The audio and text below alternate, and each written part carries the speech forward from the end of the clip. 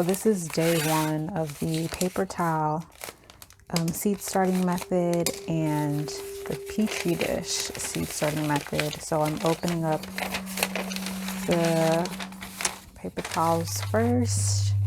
I mean, people say to check them daily. When I did this like a long time ago, a couple years ago, not a couple, actually some years ago, it worked. I didn't check them daily though, but I will this time. I'm going to be diligent. No sign of any sprouting. Some people claim to have sprouts within a day. Okay. That's interesting to me. I'll fix that. And then this is the petri dish method. I actually saw this in my gardener's channel. And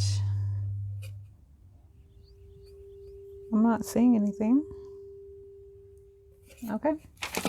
Day one, no sprouts. Be back for day two. Y'all, I lied. Look. So upon closer examination, this has opened up a little bit. Let me see if I can get in better light. So this Bachelor Button it is starting to sprout.